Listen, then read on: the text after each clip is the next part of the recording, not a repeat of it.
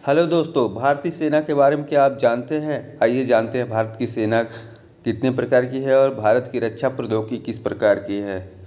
इसमें पहला है थल सेना। भारतीय थल सेना जिसमें 14.4 लाख सैनिक हैं, जिसमें 80% सरकार का स्वामित्व है तथा 20% PSU कंपनियों का स्वामित्व है। 1958 में DRDO सार्वजनिक क्षेत्र में 50 से ज़्यादा कंपनियां हैं, जिसमें 4 रक्षा शिपयार्ड है, 4 रक्षा PSU है तथा 41 आयुध कारखाने हैं।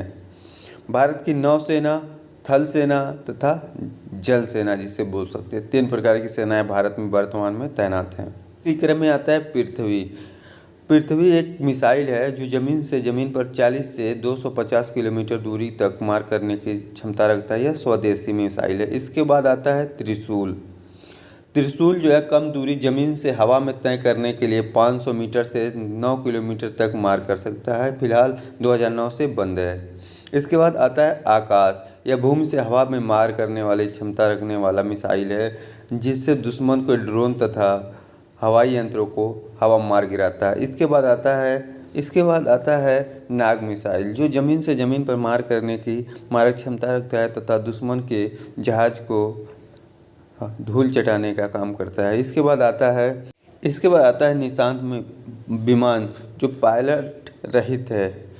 यह लक्ष्य को निर्धारित कर लेता है और बिना पायलट नहीं ज़मीन से ही कंट्रोल किया जाता है। इसके बाद आता है अपना लक्ष्य। यह भी पायलट रहित विमान है।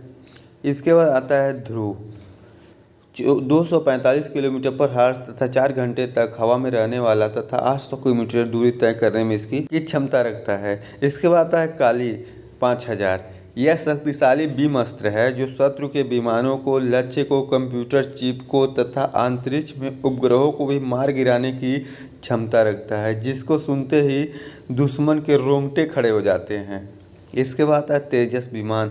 यह हल्का लड़ाकू विमान है और यह वर्तमान में चल रहा है, जिसका सैन्य अभ्यास और इसकी ताकत भी कम नहीं है।